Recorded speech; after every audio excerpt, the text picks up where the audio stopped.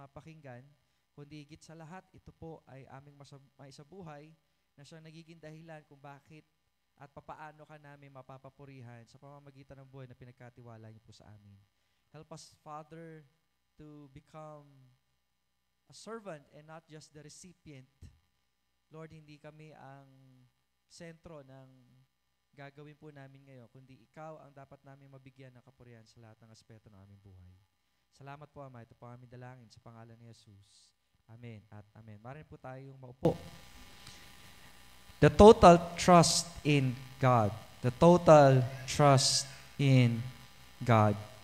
Hindi na po tayo magpapakatagal. So, ang pinag-uusapan po natin is the word trust or pagtitiwala. Ang lahat ng tao ay nagtitiwala. Everyone trusts. Okay? Saan sa gusto? Lahat ng taong nabubuhay, somehow may pinagtitiwalaan. Kaso nga lang ang tanong, kanino natin inilalagak ang ating tiwala? Wala pinagkaiba yan sa pagsamba, wala pinagkaiba yan sa pag-ibig. Lahat tayo ginagawa natin yan. Pero ang tanong, kanino po natin inilalagak? Now, if we're going to observe verse 1 hanggang verse 3, actually may backdrop ng story ito. So the Israelites are fighting against the will of God. Kasi nga, ang gusto ng Panginoon ay matuto ang Israel sa pamamagitan ng pagtutuwid ng Diyos. Amen? Amen po ba? Marunong po ba tayo tumanggap ng pagtutuwid na nagmumula sa Panginoon? Kapag ang isang tao, or sabihin na natin ang mananampalataya ay hindi marunong tumanggap ng pagtutuwid na nagmumula sa Panginoon, hindi po siya magtatagumpay sa buhay. That is the problem of the Israelites. Okay? So, anong ginagawa ng Panginoon ngayon? The Lord is waiting for the Israelites to repent of their sins. Okay? You have to understand that. Because when we are in a relationship, kinakailangan po nating ingatan yan. Okay? Mamaya, we're going to pursue. Why is it important for us somehow to not neglect, okay, na wag natin pabayaan ang relationship natin sa Panginoon? Although sabihin na natin, Pastor, paulit-ulit na natin pinag-aaralan. Yes, I know. But the problem always arises where? Relationship sa Panginoon. If you're going to notice, the life of Israel, dun lang yung aspeto na sumasabit sila. Ano yun? Relasyon sa Panginoon. Nakikinig po ba kayo? So the Israel is fighting against the will of God kasi ang gustong mangyari ng Panginoon, bumalik sila sa Lord. Ang gustong mangyari ng Israel, ay pagpalain pa rin sila, gabayan pa rin sila, alam mo yun, ingatan pa rin sila ng Panginoon kahit na sumusuway sila sa Panginoon. Hindi ho pwede yun. Amen? Hindi ho pwede at hindi ganun ang sistema at hindi ganun ang sistema, kapatid. Kinakailangan sumunod tayo sa Panginoon sapagkat ang sumusuway sa Panginoon ay hindi nagdadala ng pagpapala at paglapit sa Panginoon. So dito, instead that, alam mo, they trust on God, meaning to say, to repent of their sins, kasi nga, ginamit ng Panginoon ang mga Assyrians to chastise Israel. Kumbaga, sinasabi ng Panginoon, pag hindi kayo sumuway, pag hindi kayo sumunod at naging pasaway kayo, masasakop kayo ng mga Assyrians. Pinag-aralan natin ito, tama? In 2 Corinthians 17, if I'm not mistaken. This is the time ng Lord na puno na. So dito sa pagkakataong ito, sinasabi ng Diyos sa kanila, kinakailangan nilang magpasakop. Okay? Bakit kinakailangan nilang danasin ito? Palo ito ng Diyos. In fact, it is the mercy of God. Kasi kung talaga pinabayaan na, hayaan na lang sila ng Panginoon, bahala kayo sa buhay ninyo. Pero dito sa pagkakataong ito, pinapalo sila kasi anak sila. So ngayon, instead na lumapit sila sa Diyos, alam niyo kung anong ginawa ng mga magagaling na ito? Lumapit sila sa pinakamalakas na kakilala nila, which is the Egypt. Kasi sasakupin na sila eh. So anong gagawin nila? Lapit sila sa Egypt. Kasi naniniwala sila that during that time, one of the powerful nations or civilization during that time is Egypt. Kaya pala, ang sabi dyan ganito, woe to them that go down to Egypt for help. Woe to them. Ang sabi po dyan, sa Tagalog na tingnan natin, kahabag-habag, kaawa-awa. Okay? As if sinasabi ng Panginoon, hindi kayo marunong mag-isip. Ganoon naman yata talaga pag malayo sa Panginoon, sa totoo lang. Hindi ka marunong mag-isip. Kasabay ng hindi marunong mag-isip, hindi ka marunong magsalita, hindi mo alam ang direksyon mo, nabubuhay ka sa kasinungalingan. Why? Malayo ka sa Diyos. So the Lord is reminding them, sabi niya, kahabag-habag kayong umaasa sa tulong ng Ehipto. Can you imagine that? Pinapalo na sila para ang gawin ng Israel, kilalanin nila ang Diyos. But instead na they acknowledge God for their sins, nilalabanan pa rin kalooban ng Diyos. Gumagawa pa rin sila ng sarili nilang paraan. Paano? Lalapit sila sa Egypt. So ano sabi dyan? And stay on horses and trust in chariots. Why? Kasi during that time, you are a powerful nation. Kapag meron kang, alam mo, kabayo at mga chariots during that time. So meaning to say, parang China lang yan. Diba? Meron silang mga tangke, meron silang sandamakmak na eroplano. Sa Pilipinas, ano yung joke nila? Meron tayo dito, keyboard warriors. Meron tayo? Mga manananggal. Yun daw yung meron tayo. Sangkatutak na tikbalang. Okay, parang ganito yung nangyayari dyan. So instead na magpakumbaba sila, humihingi sila ng tulong sa mga ito. Sabi dyan, because they are many. Pag sinabi ko kasi natin pagtitiwala, mga kapatid, you understand your limitation. Amen? Bakit tayo nagtitiwala sa Diyos? Kasi we're limited. Tama po ba? Until you understand that you're limited, hindi mo kailangan ng Diyos. Kasi sufficient ka na eh. Akala mo, kaya mo. Or sabihin na natin, kinakaya mo. Pero ang totoo, hindi mo kaya. Why? You're limited. Ano pa? Man is temporal. Or sabihin na natin siguro, the other good word is uncertain. Walang kasiguruhan ng tao. Amen? That's why you need to trust God.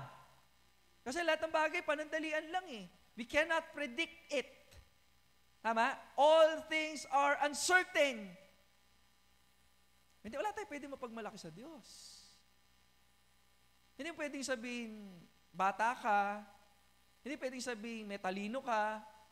May yaman ka. Pero lahat ng ito ay baliwala sapagkat ang buhay, panandalian lang. It's temporal. Temporal and at the same time, it is uncertain. Ano pa? If there is one characteristics ng isang tao, Pastor, ano yun? Man will fail. Nakikinig po ba kayo? Mga kapatid, sigurado ang ating pagkabigo pag malayo ka sa Diyos. That is inevitable. Hindi mo pwedeng tanggalin yan.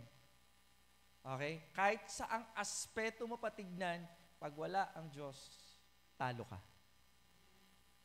Pag wala ang Diyos, talo ka. I remember when the Lord Jesus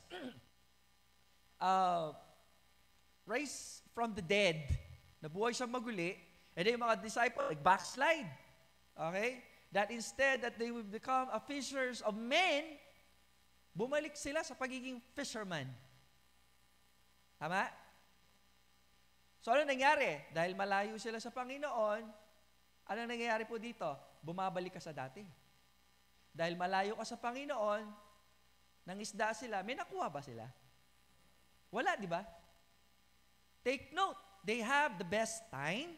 Buong magdamag eh. Buong gabi, sorry. Buong gabi, buong magdamag. That is the perfect time.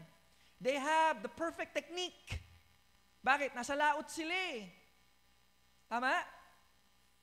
They have the perfect spot. Sa laot sila eh. Pero ano nangyari? They fail. Why? Very simple. Malayo sila sa Diyos. And guess what? Paano sila nakauli? Binasag niya yung tatlong yun. Diba? Let's start with the technique. Diba? Ano yung technique nila? Pag nangingisda kasi, kinakailangan buong puwersa, itatapo mo yung lambat. Para baka sakali makakahuli ka. Ano sinabi ng Lord? Let down your nets. Hindi itapon, ilaglag ang lambat. Binasag yung technique. Ano pa? Binasag din yung timing nila. Buong magdamag eh. Sabi ng Lord, sige, basta po wala. Umaga na yun eh. Oo.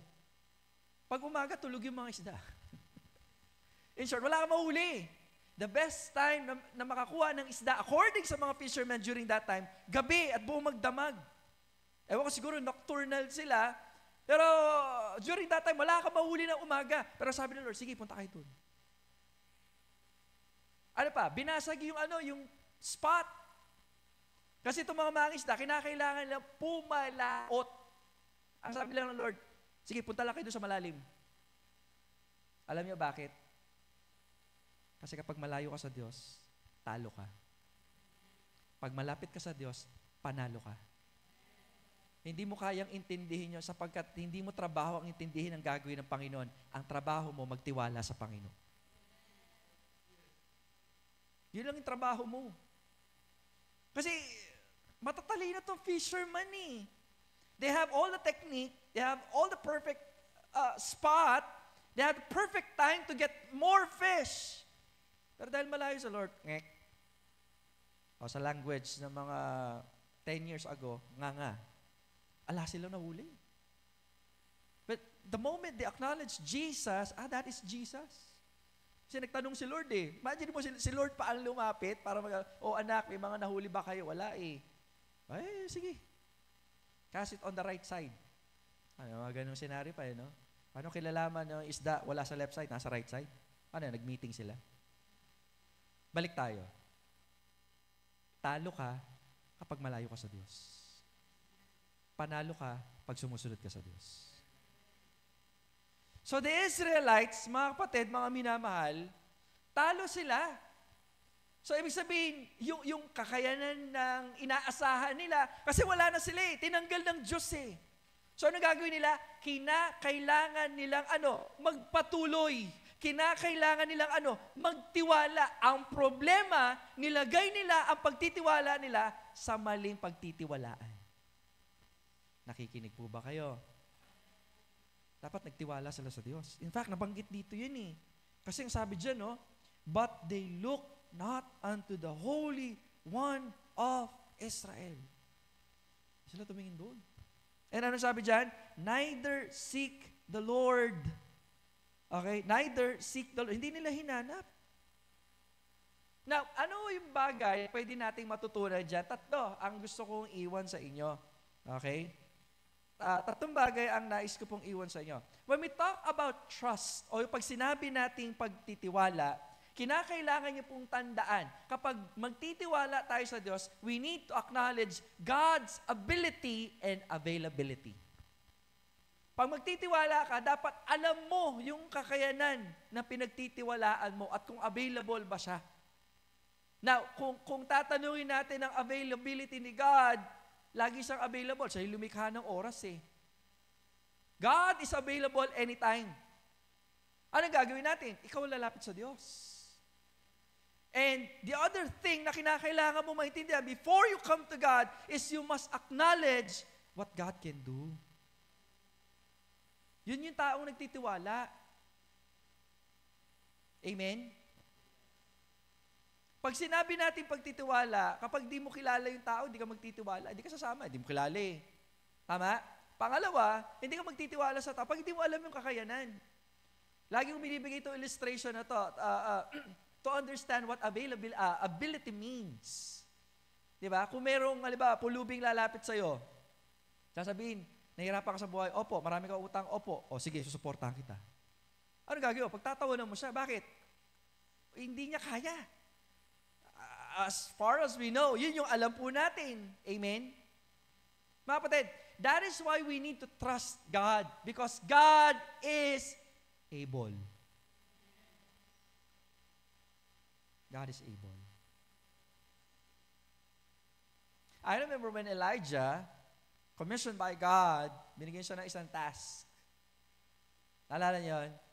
Sabi niya, punta ka kay Ahab, declare mo yung drought. Why? Symbolizes that God Israel sinned against God. Okay? So anong ginawa ng Diyos? Elijah, punta ka ng Brook Kidron, padadalang kita ng tinapay. Okay? Ang courier natin, yung raven. Tapos na siya inom sa brook.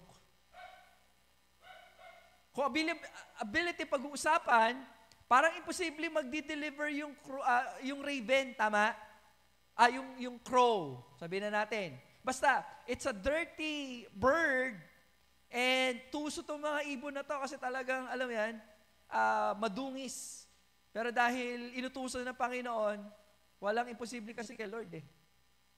Amen? So to make the long story short, natuyo yung brook. And then yung ibon, hindi na dumadating.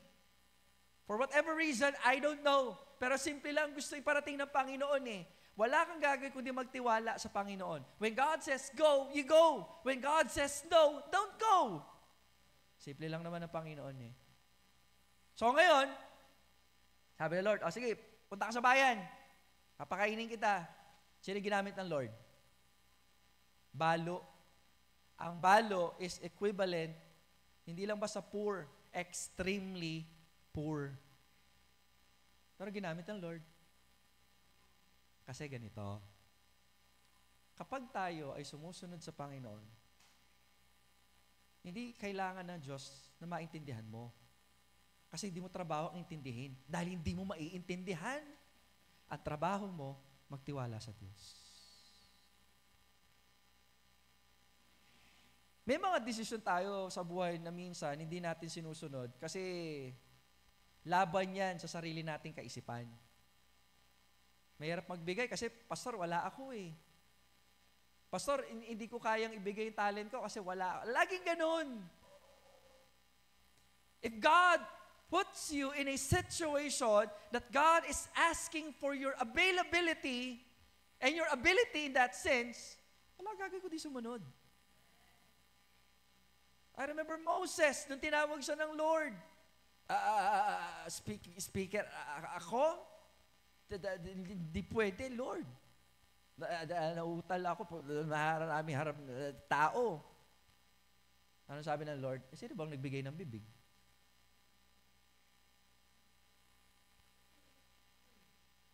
Sometimes, mahirap maging matalino. Sometimes, ang katalinuhan nagiging hadlang kung bakit hindi tayo sumusunod sa Diyos. At hindi tayo nagtitiwala sa Diyos. And we need to surrender that. Again, kapag gusto mo magtiwala sa Diyos, you have to abandon everything you know and to fully trust God's ability. Kasi kung bakit hindi ka nagtitiwala, iba yung naiisip mo eh. Alam mo yan? May pagdududa. Hindi dapat ganon. Paano ka susunod kagaya ni Peter? Paano ka makakalakad sa tubig? Di ba? Samantalang, siyempre, in a human mind, sino matinong tao ang makakalakad sa tubig? Wala naman eh. Pero dahil we're talking about Jesus and His ability and kitang-kita naman eh. Sometimes we need to step a step of faith in trusting God. Kahit saan pa yan. Pamilya, kaaral, gawain, negosyo, panliligaw, lahat. Kasi kung talagang kilala natin ang Diyos, magtitiwala ka na walang pagdududa.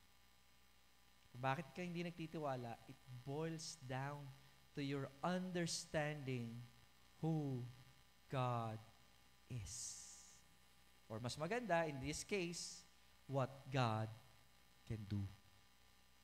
Tama? Pangalawa, when we talk about trust, we are talking about what? Connection. Kung bakit hindi ka nagtitiwala sa Diyos, hindi kasi maayos yung connection. Just like the Israel. Sabi nga natin, when we talk about connection, it should be what? Hindi siya dapat putol. Kaya nga word na connect, connected. Tama? Kapag ang dalawang tao, hindi nagkakaintindihan, tinatawag natin misunderstanding. Why? Because the connection is what? Cut. Wala mang visible line of connection, Pero dahil, alam mo, may misunderstanding, merong nagiging hindrance kung bakit hindi mo siya naiintindihan on the other end of the line. Ganon din minsan ng Diyos eh. Ano nagiging problema sa Israel? Instead na lumapit sila sa Diyos, yung line nila papunta kay God, pinuputo nila at binibigay nila sa ibang line. So in this case, na dapat nagtitiwala sila sa Diyos, tinanggal nila yun. Although gusto nila yung blessing ng Lord, yung guidance ni Lord, yung provision ni Lord, yung protection ni Lord, pero ayaw nilang kumonekta kay Lord. Hindi mo pwede yun. That is so impossible. Just like, alam mo yan, gusto ko pumunta ng Guagua, pero yung lakad mo, papunta ng Santa Cruz. Sa total opposite. Hindi ho pwede yun. In fact, when we talk about connection, dapat yun yung mini-maintain natin bilang isang mananampalataya. Amen. Kaya nga di natin dapat pinapabayaan ng devotion eh. When we talk about connection, it also talks about communication or relationship. Alam niyo po ba na sa isang relationship, napakahalaga ng communication or connection in that sense. Kasi kapag tama ang connection mo, magiging malinaw yung daloy ng pag-uusap. Nagiging malinaw yung daloy ng pagpapala. Nagiging malinaw yung daloy ng paggabay ng bakit? Konektado ka eh. But the moment you cut that, wala na. Wala ka na magagawa. Amen? So, ngayon, ano gusto mangyari ng Panginoon sa atin when it comes to connection? At least, kung hindi ka man connected, you have to change. Why? Because kahit na putol na yan, yung connection, God is still calling unto us. Tinatawag tayo ng Diyos. Amen. Hope, sana, ngayong Sunday may pakita ko. Kasi we're going to start our Sunday school using the internet, kasi nga, kinakailangan natin malink sa mga ito, kasi iba na yung daloy ng pagiging mananampalataya today. So, meron kasing isang video na ipapakita ko sa inyo, na isang Christian, na ang sabi niya, alam niyo ba, si Lord ay nagpapasorry sa inyo? Iba na mundo natin ngayon, maniwala kayo. Si Lord ay nagpapasorry sa inyo, at dapat patawarin natin siya. Sabi niya ganun, nung ano. What is happening to the world? Tandaan nyo, hindi ang Diyos ang may kailangan sa inyo. Tayo may kailangan sa Diyos. Never in history na, alam mo yan, magmamakaawa ang Diyos. Hindi yung ganun. Even though we understand the word love, pero hindi ganun kababaw. Dahil ang Diyos, Diyos siya. Mawala ka, Diyos pa rin siya. Hindi magbabago yun. So, God is still reaching out even though the line is cut. Ito nga yung proof eh. Di ba? Pinagalitan pa rin ng Diyos ang bansang Israel kasi nga although chinachastise sila, pinapalo sila, tinutuwid pa rin, kumbaga binabalik pa rin ng Panginoon sa tamang paglakad. So ngayon, kapag binabalik ka ng Panginoon, ano dapat mong gawin? You need to change. So pag when it comes to communication, anong gagawin natin? We need to connect. Ngayon, pag naputol, we need to change kasi tinatawag pa rin tayo ng Panginoon. Hello, nakinig pa ba kayo? Yun yung sinasabi sa Israel eh. You have to change the ways. Hindi pwede, nagagawin nyo yung gusto ninyo, and then you expect, victory from whatever craziness that you are doing. Hindi ko ganun. And yeah, that is so crazy. Talagang kabaliwan.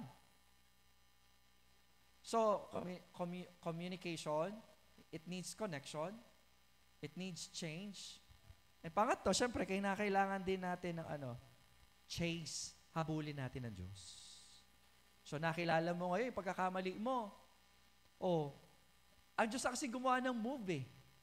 Okay? God wants to reach out. Hindi nagbabago ang stand ng Panginoon. Banal siya eh. So, ano gagawin natin? Ikaw, habulin mo, Panginoon. Kaya ang hirap sa mga taong napalayo sa Panginoon, akala nila, ang Diyos ang lalapit sa kanila. No, it's not. Ikaw pa rin ang hahabol sa Diyos. Kaya ang hirap lumayo sa Panginoon kasi ang dami mong hahabulin. Ang dami mong hahabulin. In fact, ito lang mag-usap tayo ng matino. Kung lalayo kayo sa Panginoon at babalik kayo sa Kanya, habulin niyo ang Diyos. At habang hinahabol niyo ang Diyos, huwag niyong tignan yung ibang tao kasi, maliligaw ka lang. Ano kinalaman nun? Huwag tayong masyadong tumutok sa gawain. Let me be blunt. Okay? Hayaan niyo ako maging matapang sa oras na ito. Sapagkat maraming mananampalataya today, ang sinasamba nila ang gawain ng Diyos, instead ang Diyos ng gawain.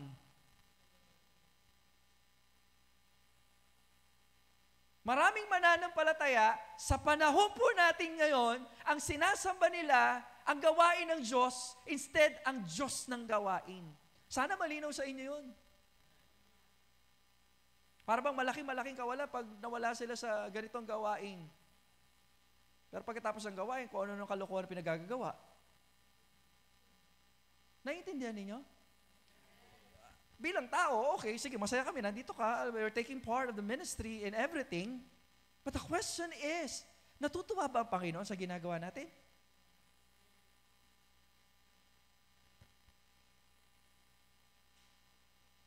Sinasamba ang gawain ng Diyos imbes ang Diyos ng gawain.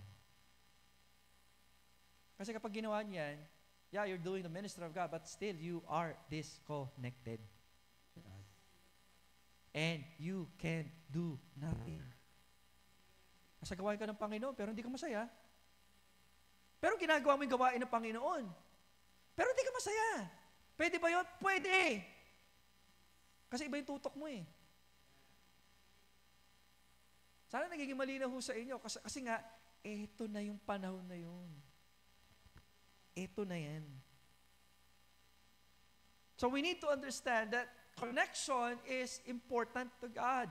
And also, beneficial po siya sa atin. In fact, ito yung gusto ng Panginoon maging konektado ho tayo sa Kanya. And that is the very reason why Christ died on the cross para i-connecta tayo muli sa Diyos. At sa pag-connecta natin sa Diyos, yun yung buhay na walang hanggan.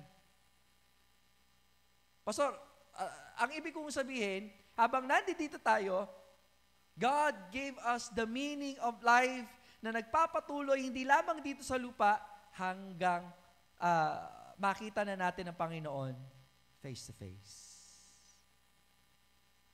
Kaya kung ano yung ginagawa natin dito, practice lang yan pagdating natin sa langit. Practice lang. Paano yan kung pinapractice mo dito, masamang ugali? Anong gagawin natin ngayon pagdating natin doon? Hindi naman pwede yun. Hindi pwede yun. Punta ka ng langit, ugaling impyerno ka, hindi pwede yun. Hindi pwede yun.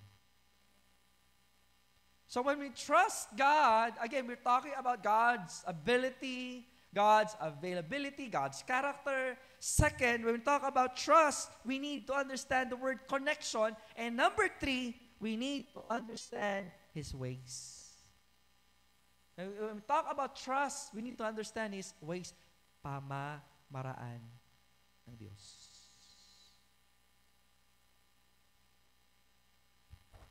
May isang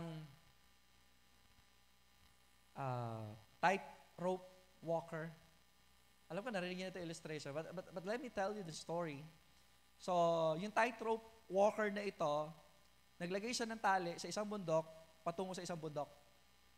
Okay? So, marami siyang miron, marami siyang fans. So, ang ginagawa niya, yung mga tightrope walker kasi naglalakad lang. Ito, kakaiba, tumatakbo siya sa tightrope. Tat. Sigaw mo, galing. Tapos, pabalik. Palagay ba kapag tumakbo ako dito, naka-blindfold, hindi ako mahulog? Kaya mo. Di tako siya, naka-blindfold. Nagbe-vertical pa, pabalik. Exaggerated din kwento, pero hear me on this. Okay, sige, total, naniniwala kayo. Ngayon, naniniwala ba kayo? Kaya ko mag-monocycle dito, back and forth, na hindi nahulog? Kaya mo yan. Si monocycle siya, papunta, tapos pabalik. Tapos sabi niya, Naniniwala ba kayo na kaya kong magsakay pa ng isang tao na naka-motorcycle, tatawid ako papunta, pabalik? Oo, kaya mo. Oo! Sabi, sino gusto mag-volunteer? Tahimik. Walang gusto mag-volunteer. What's the point of the story? Sometimes, we are so,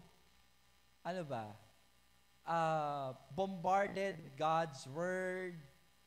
Pero pagdating sa actuality, in real life situation, doon mo makikita kung sino nga ba talaga yung totoong nagtitiwala at hindi nagtitiwala sa Diyos. Madali kasing sabihin lang na nagtitiwala sa Diyos. Tama ba? Amen? Madaling sabihin yun. Madaling sabihin yun. In fact, the very story that we have from the Old Testament sa buhay ni Joseph, sa buhay ni Job, madali lang natin siyang sabihing madali kasi alam na natin yung storya, pati yung ending. Sila, hindi nila alam. Kaya yung word na trust, yan? Malaking issue yan. Doon mapapatunayan kung gaano ba katotoo yung pananampalataya nila kung magtitiwala sila sa Diyos. Sino pong mag-aakala na ang pamamaraan pala ng Diyos kay Joseph, dadaan siya ng samot-saring promotion at demotion? Alam niyo ba yon? Alam ba ni Joseph yon? Hindi niya alam yon. Tayo alam natin kasi nabasa natin yung story niya. Amen? Iba yung pamamaraan ng Diyos. So kapag sinabi natin pagtitiwala, you have to embrace the fact, okay, to receive, to realize, iba ang pamamaraan ng Diyos. Huwag sana tayong makulong doon sa sarili nating konsepto. Hindi, ito yung gagawin ng Diyos. Hindi. Iba ang gagawin ng Diyos. Sana mga kapatid, yakapin nyo ng gusto ang konsepto na yan. Dahil marami sa buhay po natin, na marami tayong pagdadaanan, na minsan talagang hindi mo maintindihan bakit kinakailangan mong danasin. At walang sino mang tao, pastor, o kahit na sino pa man na inakala nyo magaling sa mundong ibabaw, ang pwedeng makaintindi niyan, kundi ikaw at ang Diyos lang na sinasamba mo. Anong gagawin? Magtiwala sa Diyos. Kasi ang Diyos, sinihintay niya lang tayo eh. Kasi yung pamamaraan ng Diyos, yung blessing ng Lord, andyan na yan eh. Ano gagawin mo? Humakbang ka lang. You have to step forward, not backwards. Forward. Minsan mga tao, hindi ko maintindihan eh. Minsan pa ako, kontrahin ka eh. Tama? Mararanasan nyo minsan yan sa pamilya, sa karelasyon. Doon dilitaw ang totoong pagtitiwala sa Diyos. Dahil sabi ko nga, hindi mo trabaho ang maintindihan ko ano yung gagawin ng Diyos. Hindi mo trabaho yan. Ano yung trabaho mo? Magtiwala sa Diyos. Because the moment you trust God and you when you take the first step, the step of faith, ang Diyos na ang bahala sa susunod. Alala ko yung lola ko, laging, God will make a way. Where there seems to be no way, basta anong gagawin mo lang? Umpisa mong lumakad. Just like Peter. Okay, siguro kung isipin nyo, if you will picture, the life of Peter, nung humakbang siya, nung lumakad siya sa tubig, nagsimula ang lahat, first step. Nung na-realize niya na, second step. Third. Fourth. Nakakalakad siya. Bakit? Nagtiwala siya sa Panginoon. Ang focus niya sa Panginoon. Kailan siya na nagsimulang lumubog? Nung nagduda siya. Nung natanggalan siya ng focus. Tama? Kasi imbis na dapat sa Panginoon siya, tinignan niya yung hangin, o in a sense, tinignan niya yung alon, na ang may sanhi, hangin, kaya po siya lumubog. Mga kapatid, ulitin ko po, hindi mo trabaho ang maintindihan ng gagawin ng Diyos. Ang trabaho mo, magtiwala sa Kanya. Tayo po lahat ay tumayo. Tayo po'y manalangin. Muli, Panginoon, kami po'y nagpapasalamat sa oras na ito. Salamat sa patuloy na pagbibigay niyo po sa amin ng talino. Salamat po sa lakas. Salamat din po sa pangungusap. Hiningi ko po, Panginoon, na patuloy po na basagin niyo po ang aming mga puso upang matutunan po namin ang buuin o magpabuo sa inyo at kilalanin po namin yung mga bagay na kaya niyo pong gawin. Help us, Father, to know you more about your ability, about your character. Lord, patawad kung di po namin pinapursue yung pagkakakilalang ito sa inyo. Or masyado nang bumababaw o nagiging mababaw kung sakasakali. Minsan pa, Ama, tulungan niyo po kami na manumbalik po nawa yung dating init ng aming desire upang mas makilala namin kayo. Ganun din po, dalangin ko po, Panginoon Diyos, ngayong gabing ito na ang bawat isa po sa amin ay matutunan po namin, Panginoon, na mas lalong kilalanin kayo. Lord, sa pamamagitan ng pagkonekta namin sa iyo. Lord, masyado po kaming disconnected. We are so disconnected to you that we are connected to the world. Lord, tulungan niyo po kami na aralin po namin kung paano po namin tatanggalin ang aming sarili sa mga makamundong bagay. Lord, tulungan din po kami na magtiwala sa inyo. Hindi namin trabaho, maintindihan kung ano man yung gagawin niyo sapagkat your ways are different from our ways, O God. Your thoughts are far from our thoughts, O God. Kaya hinihingi ko po, Panginoon Diyos, minsan pa, samahan niyo po kami, tulungan niyo po kami, na ang pagtitiwala po namin ay mailagak namin sa iyo. Hindi ho sa mundo, hindi ho sa sarili namin, hindi man sa kaninong tao, sa kaninong mga sistema, kundi sa inyo po lamang. Salamat po ng marami, Ama. Papuri pa sa salamat at binabalik namin sa iyo. Sa pangalan ni Jesus. Amen and amen. Salamat po at magandang gabi sa atin lahat. Ganun din po sa mga nasa online. Salamat po. Pastor. Thank you po.